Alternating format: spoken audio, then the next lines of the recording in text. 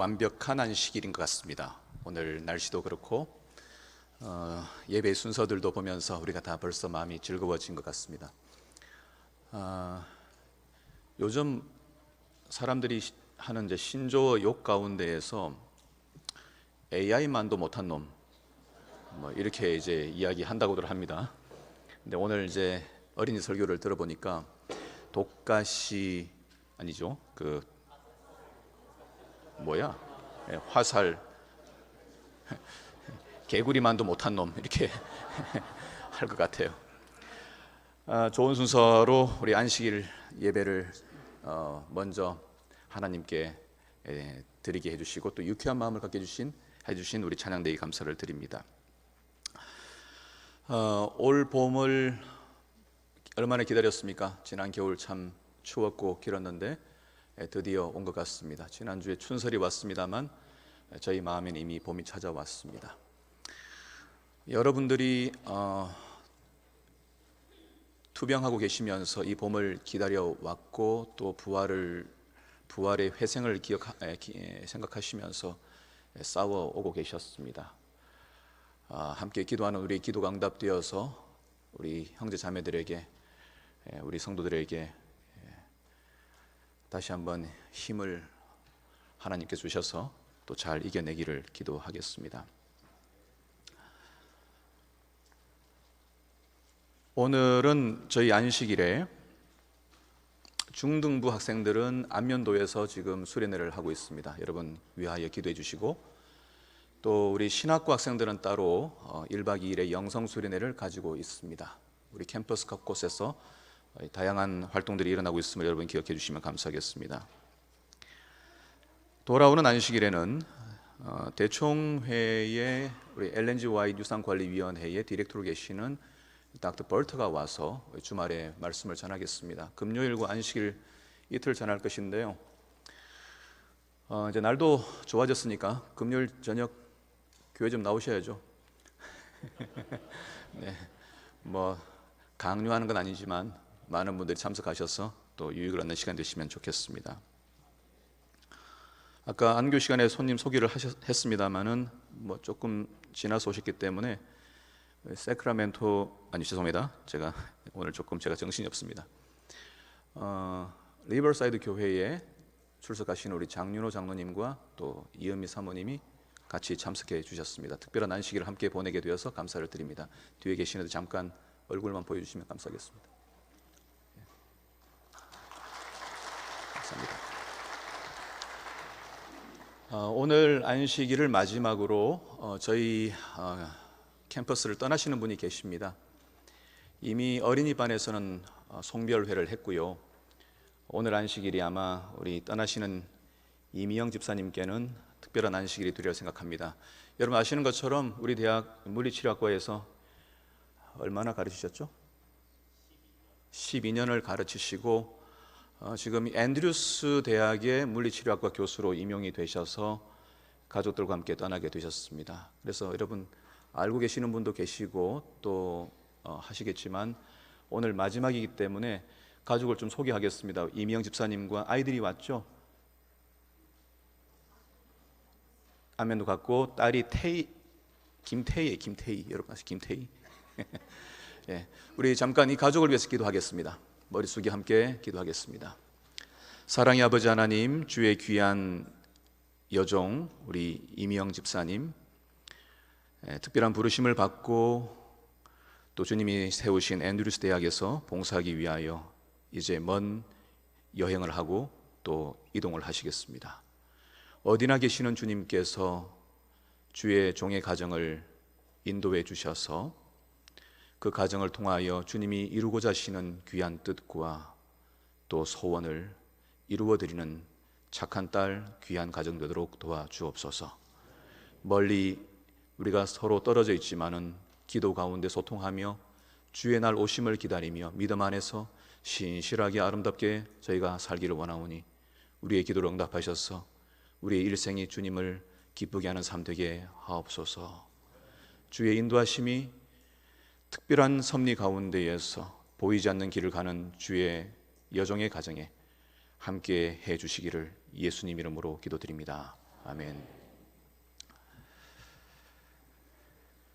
오늘 말씀은 시편 1편입니다. 이 말씀을 본문으로 하나님 말씀을 묵상하는 삶이 주는 축복에 대해서 말씀을 드리겠습니다.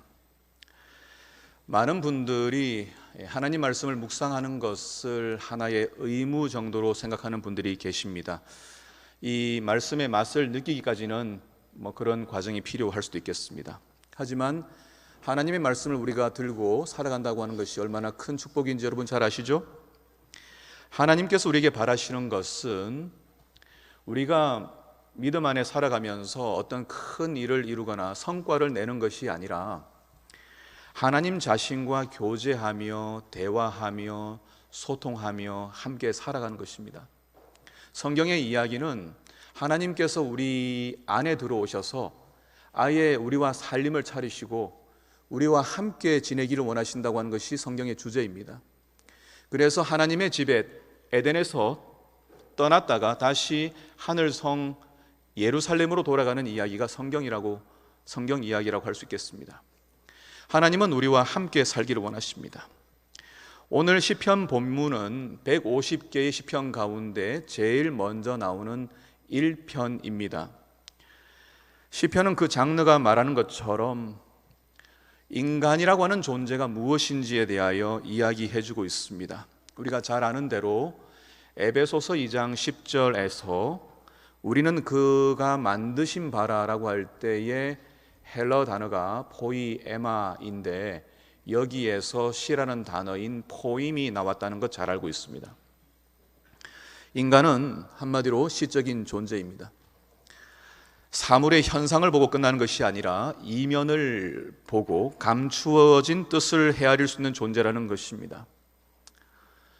제가 이 동물에 관한 그냥 평가를 제가 물고기들을 이제 낚시를 하고 이렇게 해보면 먹이가 있으면 거의 경계 없이 인정 사정 없이 달려드는 그런 고기들이 많이 있거든요. 그런데 우리는 그런 물고기들과 달리 어떤 사건이나 상황 앞에서 그것을 헤아려 보는 것입니다. 그 의미가 무엇일까? 그런데 인간이 만들어낸 가공할 만한 물질과 사물들로 가득한 이 세계를 살아가면서 이 시적인 존재로 태어난 우리가 피상적인 것들의 시선을 빼앗기기가 쉽습니다. 오늘날 우리 그리스도인들마저도 하나님이 창조하신 이상대로 살아가는 것은 매우 도전이 되고 있습니다. 우리가 살면서 중요하다고 생각되는 것들이 많이 있지만 대부분은 아무것도 아닌 것들이 대부분입니다. 제가 유튜브에서 가수 중에 솔비라는 사람의 이야기를 들었습니다. 개인적으로 아는 사이는 아니고요.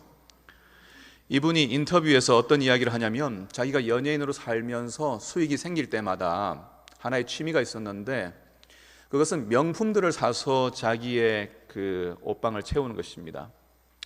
특별히 선글라스를 좋아해가지고 리미티드 한정판이 나올 때마다 사서 모아가지고 전시해 놓고 그걸 썼다 벗었다 자기 얼굴을 보면서 감탄하면서 그렇게 기쁨을 누렸는데 어느 날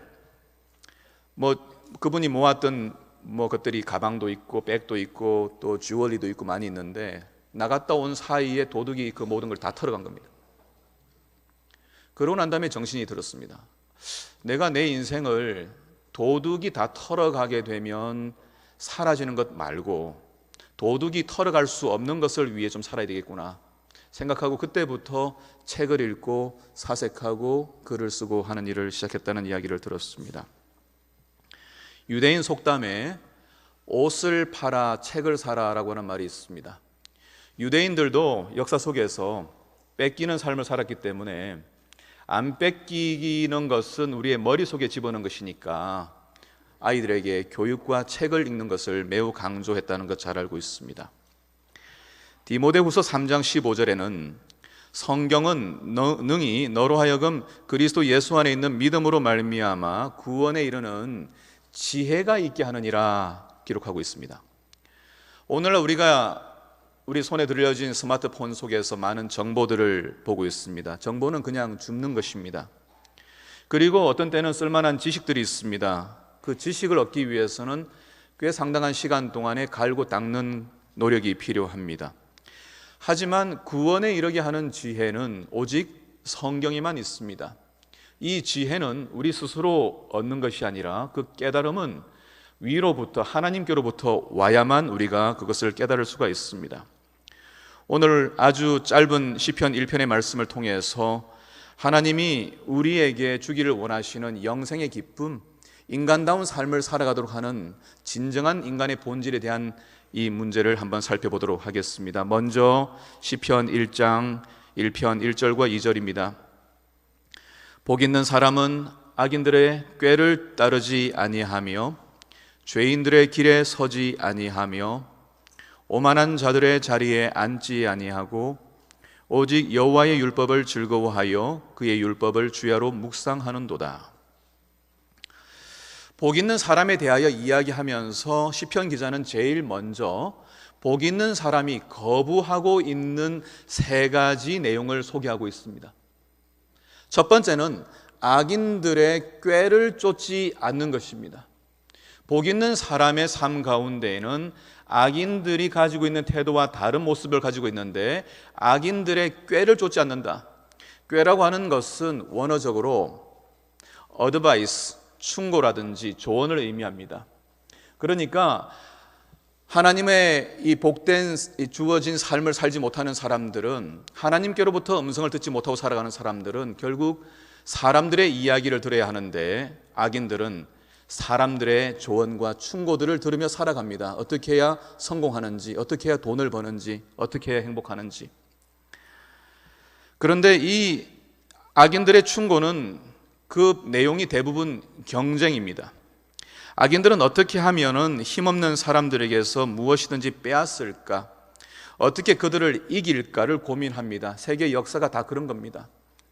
하나님을 떠났던 사람들은 자신의 영역과 주어진 분깃을 만족하지 않고 넓혀가기 위하여 다른 사람들의 가지고 있는 재산들과 영토들을 빼앗아가는 역사를 써왔습니다.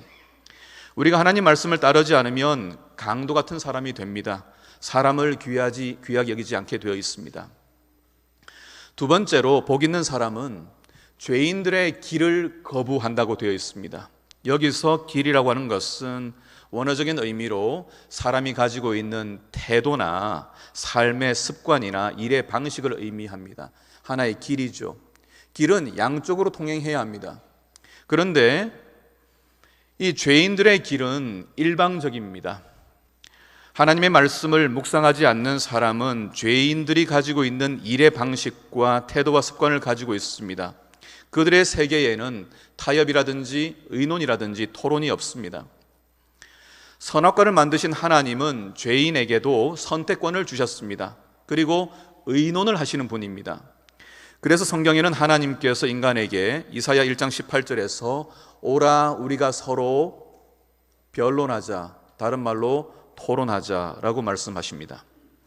하나님의 말씀을 귀담아 듣지 않는 사람들, 복을 추구하되 인간적인 복을 추구하는 사람들은 매우 권위적인 사람들이 됩니다. 관계를 귀하게 여기지 않습니다.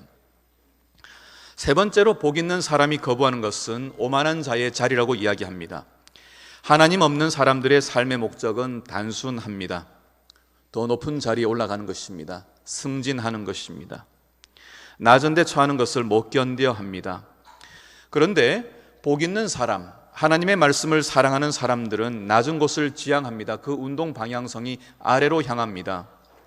우리가 말씀을 읽고 사랑하고 하나님을 알게 되면 우리는 더욱 봉사하는 것을 즐겨하게 되어 있고 섬기는 것이 어렵지 않게 되어 있습니다. 인간적으로는 불가능하게 보이는 섬김도 가능한 것입니다. 그러나 우리가 하나님의 말씀으로부터 멀어지면 교만한 사람이 됩니다. 사람을 자기 성취나 성공의 도구로 생각하기가 쉬워집니다. 이 시편 1편의 첫 절이 묘사하고 있는 복 있는 사람이 거부하고 있는 세 가지 거부는 오늘 우리의 현대 사회에서 너무나 큰 도전이 되고 있습니다. 세상이 점점 시끄러워지고 분주해지고 바빠지고 있습니다. 점점 빨라지고 있습니다. 사람들이 잠시 쉬어서 노는 것을 견디지 못합니다. 아무것도 하지 않고 가만히 있는 것이 여러분 가능하십니까? 지금 우리 손에는 스마트폰이 있기 때문에 가만히 있는 시간에 그것을 꺼내보는 우리 시민들의 모습을 예전에는 좀 이상하게 여겼는데 지금은 일상으로 그렇게 보고 있습니다. 어린이 여러분, 지구가 점점 작아지는 것 알고 계세요? 이런 비유적인 의미를 안단 말이에요. 자, 지금은 비행기에 몸을 실으면 반나절이면 지구 반대편까지 데려다 줍니다. 예전에 이제 이민 가는 분들을 김포공항에서 보낼 때는 온 가족이 다 나갔습니다. 그리고 현해탄 넘어서 태평양 넘어서 이제 저 멀리 미국을 가게 되면 이제는 언제 다시 보나 그렇게 아쉬워하며 보냈던 때가 있었습니다. 그래서 나성에 가면 편지를 보내줘요. 그렇게 노래를 부르고 했습니다. 지금은 화상으로 전화를 하는 세상이 되었기 때문에 우리에게 기다림이라고 하는 것은 아예 없는 것 같습니다. 그러다 보니 우리 신앙생활에서도 멈춰 서서 잠시 기도하고 묵상하는 것이 그 가치를 점점 잃어가고 있는 것 같아요.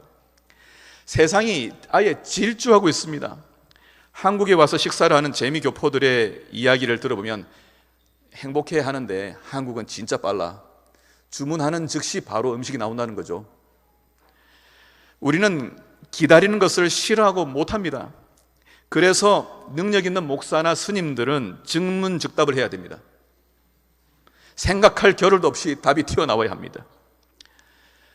인간의 기술이 우리에게 주어지고 있는 세계는 다른 것이 아닙니다. 기다림을 없애는 것입니다. 며칠 전에 나온 이 뉴스 가운데에는 중국이 전기차 배터리를 만들어서 충전을 시키는데 다른 미국에 나오는 회사들과 벤츠 독일 회사들과 달리 5분이면은 400km를 가도록 만드는 것입니다. 5분 차지하면 400km 가는 것입니다. 앞으로 기름 넣는 그 시간만큼이면 충분히 그만큼 달리도록 하는 기술이 나올 거라는 것입니다. 더 이상 기다림은 없습니다. 오늘 본문이 위치한 시편 1장 바로 다음 장인 1편 2절을 보면 이런 말씀이 나옵니다. 어찌하여 이방 나라들이 분노하며 민족들이 헛된 일을 꾸미는가? 여기서 분노하다라는 말은 소란하다, 동요하고 있다, 격동하고 있다 그런 뜻도 됩니다. 시편 1편은 복 있는 사람은 여호와의 율법을 주야로 가만히 서서 묵상하는 것이라고 했는데 2장에 가면 반대 이야기를 하는 것입니다. 이 세계가 율법을 묵상하는 일, 하나님과 교제하는 일을 방해하는 시끄러운 일로 계속해서 가득 차고 있는 것입니다. 소란하고 동요하고 격동하고 있는 것입니다. 우리 중에는 한국 전쟁을 겪은 분들이 계시지만 최근에 세계는 매우 소란스럽고 혼란스럽고 격동스러운 시간을 보내고 있죠. 자국의 이익을 최우선하는 국가주의가 다시 유행하면서 오래전부터 이미 스트롱 리더가 등장하기 시작했습니다. 센 리더를 찾는 것입니다. 트럼프 대통령 취임 이후 세계 경제와 패권 전쟁은 복잡한 관계 속으로 들어가기 시작했습니다. 한마디로 시끄럽습니다. 특별히 우리가 살고 있는 한국 사회는 성과주의에 목을 매고 있습니다. 개인에 대한 평가는 자신이 어떤 성과를 내는지에 따라서 자신의 가치가 결정되는 분위기가 되어 있습니다. 이 성과주의는 기업이나 학교뿐만 아니라 교회마저도 개인이 가진 능력치의 한계 상황으로 몰고 갑니다. 최근에는 목사님들과 제가 수업을 하면서 침례자를 내지 못하는 목사님들을 찾아온 우리 합회 지도자들이 하도 답답하니까 목사님들께 밥값은 해야지 라고 압박한다는 말씀을 들었습니다. 어려냈으면 그렇게 했겠습니까마는 사람들을 동기부여하고 함께 고민하는 리더를 찾기가 어렵습니다. 곧바로 누르면 성과가 나와야 하기 때문에 본부에서는 전도왕 시상, 영혼구원 챔피언 교회를 시상합니다. 경영학계에서는 이미 퇴물이 되어버린 거래적 리더십, 당근과 채찍을 교회가 여전히 사용하고 있는 모습을 보는 것입니다. 성과에 쫓기고 급해서 그렇습니다. 우리 모두가 다 분주합니다. 오래전에 어릴 때 들었던 이야기인데 급하면 안 된다는 이런 이야기를 해주셨습니다. 어떤 사람이 논에다가 벼를 심고 길렀는데 이제 막 이삭이 나왔습니다. 빨리 좀 자라면 좋겠다고 싶어서 다 어떻게 했대요? 그 이삭을 쭉쭉 뽑아가지고 몇 센치씩 다 키웠다는 이야기 들어봤습니까? 어른들은 다 아시는 내용이죠. 마음이 급해서 좀 빨리 당겨 놓으면 살 수가 없는 것이죠. 죽는 것이죠. 모두가 경쟁하는 세상이기 때문에, 모두가 바삐 살기 때문에, 우리의 인사 가운데 바쁘시죠라고 하는 인사가 일상이 되어 있기 때문에 교회들도 목사님들도 성공하는 목회, 성장하는 교회를 꿈꾸며 남의 목회 성공 사례를 듣고 따라하는 일을 하느라 한동안 분주했습니다. 그래서 책장에는 윌로우 크릭 교회 이야기, 세들백 교회 이야기 책을 사서 읽고 대형 교회, 사랑의 교회, 온누리 교회, 명성교회 등등 대형 교회가 하고 있는 프로그램들 따라하느라 새벽부터 일하고 목사님들은 병에 걸린 경우가 있습니다. 죽을 때까지 활동을 하고 움직이는 동안 우리는 정작 그리스도인 삶에서 성경이 이야기하고 있는 가장 아름다운 삶을 놓쳐버리는 것입니다. 교육도 마찬가지입니다. 못 기다립니다. 아이들을 키우는 부모님들이 못 기다리는 것입니다. 주말에도 대치동 학원가는 불야성을 이룹니다. 제가 지난주에 마침 롯데 백화점 갔다가 한 가족과 함께 시간을 보내면서 아이를 대치동 학원가 데려다 주는 일을 같이 했습니다. 하루만 결석해도 뒤처진다는 강박관념으로 아이들도 스스로를 채찍질하고 있습니다. 부모가 시키지 않아도 알아요. 하루가 늦으면 본인이 뒤처진다는 걸 알고 있습니다. 교육에서의 성공은 좋은 성적이고 좋은 성적은 곧 부로 이어진다는 신화를 믿지 않는 사람은 거의 없는 것 같습니다. 결국 아이들은 안식일에 주어진 기쁨과 축복을 희생해서라도 자기 손으로 자수성가하는 길을 갑니다. 결과적으로 말씀을 읽고 묵상하고 기도하는 인간으로서의 가장 좋은, 가장 럭셔리한 그 삶은 사람들에게 범죄 수준으로 여겨지기 십상입니다. 그런데 대학교에는 이상한 일이 벌어지고 있습니다. 이 바쁜 세상에서 우리 아이들이 아침 저녁으로 말씀을 읽고 있는 것입니다. 여러분, 그렇게 하고 있는 친구들 한번 손들어 보세요. 아침 저녁으로 하나님 말씀 읽고 기도하는 친구들 손들어 보세요. 네. 내 말이 영어로 들리나? 우리 대학생들이 매일 아침 100명 이상 새벽 기도를 하면서 말씀 묵상을 하고 있습니다. 어제 저녁 예배를 마치고 또 50명의 학생들이 무릎으로 사는 사람들 해서 또 모여서 기도회를 하고 있습니다. 전에 없던 분위기가 형성되고 있습니다. 하나님의 음성을 듣기 시작하면 그때부터는 하나님이 일을 시작하십니다. 오늘 우리가 읽은 본문은 참으로 복된 사람은 다른 사람이 아니라 하나님 말씀을 즐거워하고 주야로 묵상하는 사람이라고 말합니다. 하나님의 말씀을 주야로 묵상하는 삶이 왜 그토록 중요한 것일까요? 한 번은 미국인 두 친구인데 뉴욕 맨해튼 거리를 걸어가고 있었습니다. 두 사람 중 한 명은 아메리칸 인디언 출신의 미국인이었습니다. 뉴욕을 가보신 분은 아시겠지만 그 시내가 얼마나 복잡합니까? 사람들이 거의 엉켜 있고 사이렌 소리와 경적 소리가 섞여 있습니다. 좁은 인도 위를 걸어가던 중에 두 친구 중에 인디언 친구가 이렇게 이야기했습니다. 자네 귀뚜라미 소리 못 들었나? 그러자 이 백인 친구가 무슨 소리야, 이렇게 시끄러워 죽겠는데 무슨 귀뚜라미 소리를 들어? 아니야, 내가 분명히 귀뚜라미 소리를 들었어. 그리고는 길 한쪽 구석에 놓여있던 쓰레기통을 살짝 옮겨 놓으니까 아니나 다를까 거기에 귀뚜라미가 있었습니다. 그러고 난 다음에 이 백인이 놀랐습니다. 아니, 너는 이렇게 시끄러운 데서 어떻게 귀뚜라미 소리를 들을 수 있었어? 그러자 빙긋이 웃으며 인디언 친구가 잘 봐 그러더니 주머니에서 동전 몇 개를 꺼냈습니다. 그리고 길바닥에 던졌습니다. 쨍그랑 소리가 나자마자 지나가던 모든 사람들이 홍학처럼 머리를 착 돌려서 동전 소리가 나는 쪽으로 돌아보는 것이었습니다. 잘 봐, 사람들은 모두가 자기가 듣고 싶은 소리를 듣는 법이야. 우리가 시편 1편에서 듣는 하나님의 음성은 너희들은 누구의 음성을 듣고 살아가느냐는 것입니다. 복 있는 사람은 여호와의 율법을 즐거워하고 주야로 묵상하는 사람들입니다. 여호와의 율법, 이 단어에서 중요한 것은 무엇입니까?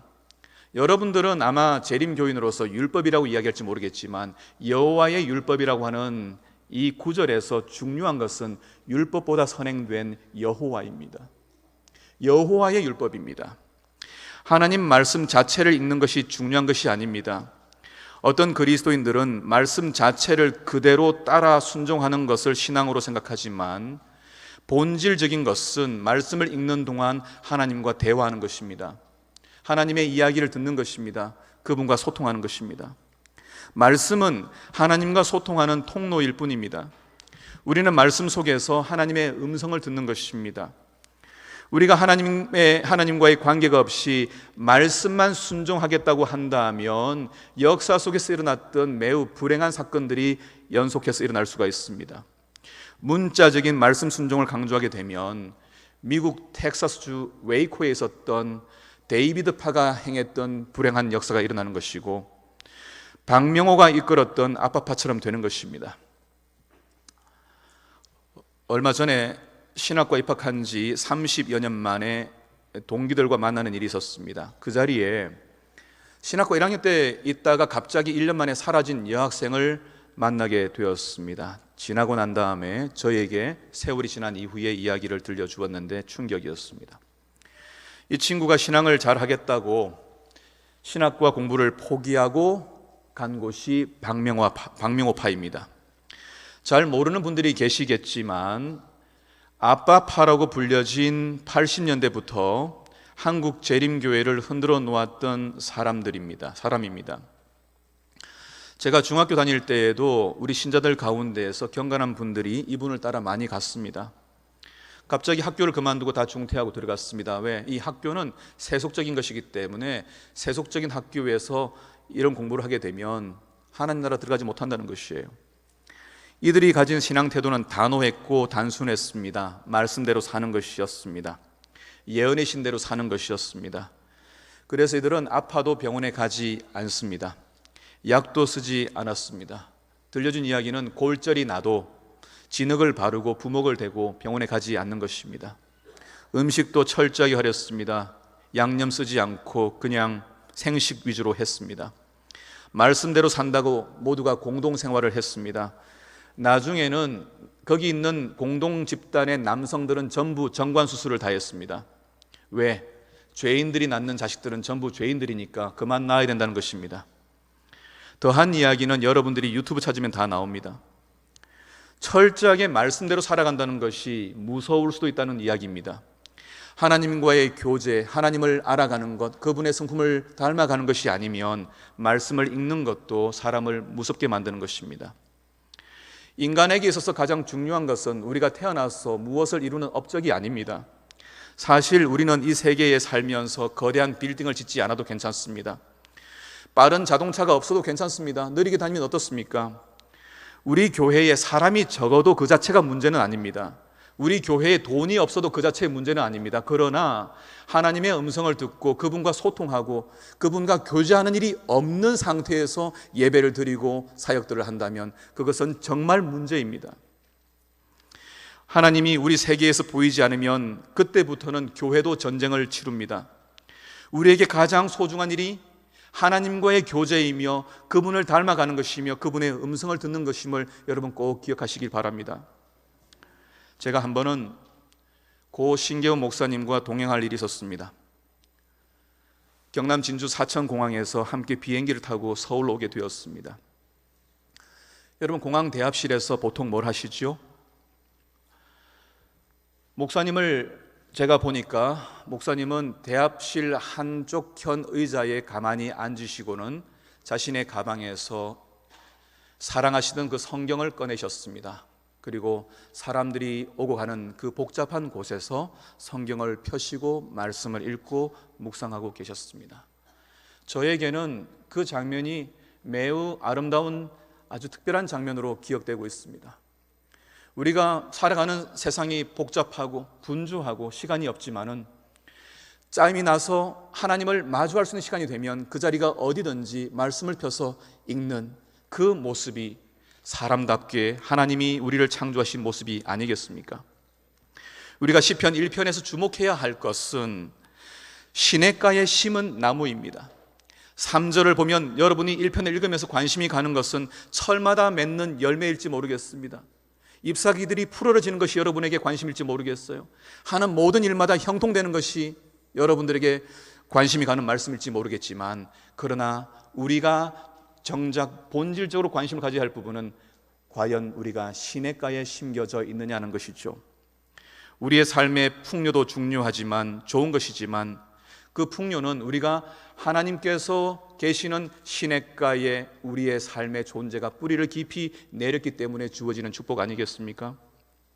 하나님은 오늘 우리에게 우리 삶에 필요한 열매들을 우리에게 주기를 원하시지만 우리가 하나님 안에 뿌리를 내리기를 먼저 원하십니다.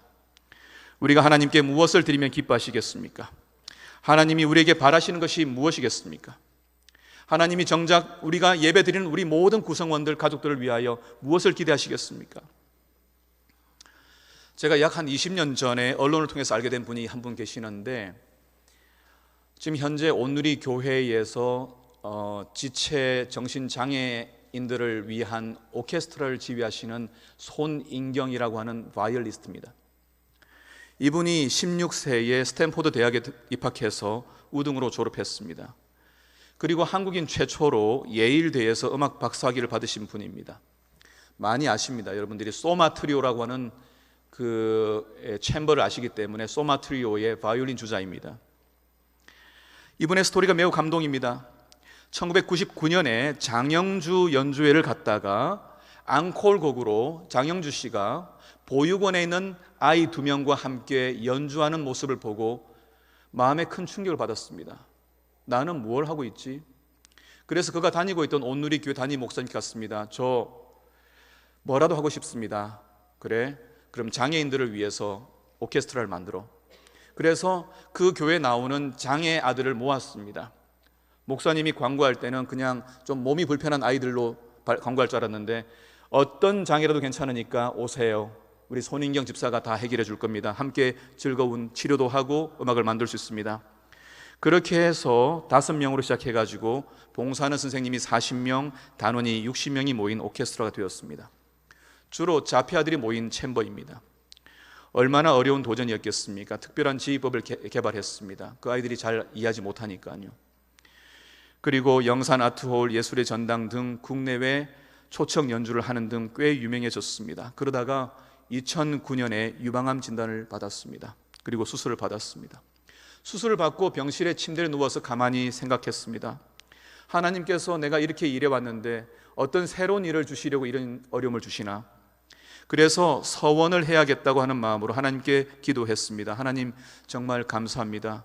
제가 앞으로 무엇을 해드리면 좋을까요? 그때 그녀의 마음속에 조용히 들려온 음성은 아무것도 안 해도 된다. 너 하나면 된다. 아무것도 안 해도 된다. 너 하나면 된다. 스바냐 3장 17절에서 하나님은 우리 자신을 기뻐하시는 분인데 기쁨을 이기지 못하실 만큼 기뻐하신다고 하셨죠. 우리는 하나님이 기뻐하시는 삶을 살아야 합니다. 그것은 우리가 많은 성과를 내는 그 자체에 관심을 갖는 것이 아니라, 열매는 우리가 하나님과 연결되어 있을 때 주어지는 선물이기 때문에 하나님과 연결되어서 소통하고 대화하고 기도하고 묵상하는 삶을 살아간다면 우리 삶의 모든 일이 형통하리라고 믿습니다. 사랑하는 믿음의 가족 여러분, 우리는 복잡한 시대를 살고 있습니다. 위태로운 때를 살고 있습니다. 사탄은 택한 자들도 미혹하기 위하여 바쁘게 일하고 있습니다. 교회들을 향하여 많은 일들을 개발하고 열심히 활동하라고 말합니다. 그렇게 함으로써 한 가지를 못하게 하는 것입니다. 더 많이 사람들을 만나고 더 많이 활동하도록 함으로써 한 가지 못하게 합니다. 그것은 하나님과의 직접적인 교제를 방해하는 것입니다. 그러면 모든 것들을 허지로 만들어버릴 수 있습니다. 우리 대학교회가 활발해지고 있어서 감사한 일입니다. 오늘 선교회장님의 이야기를 들으니까 우리 대학에, 우리 교회에 21개의 사역반이 있다고 합니다. 좋은 일입니다. 하지만 모든 사역반이 하나님과 교제하는 아름다운 사역반이 되어야 할 것입니다. 선한 일마저도 우리의 기도와 묵상하는 일을 방해하지 않도록 해야 되겠습니다. 마르다에게 했던 예수님의 이야기를 기억합시다. 누가복음 10장 41절 42절, 마르다야 마르다야 내가 많은 일로 염려하나 그리고 근심하나 몇 가지만 하든지 혹은 한 가지만이라도 족하니라. 마리아는 이 좋은 편을 택하였으니 빼앗기지 아니하리라. 분주한 삶에서 가장 좋은 것, 시냇가에 심겨져서 하나님과 소통하며 그분으로부터 들려지는 음성을 듣고 살아가는 참다운 그리스도인, 살아있는 그리스도인, 능력 있는 열매 맺는 그리스도인 되기를 간절히 바라겠습니다.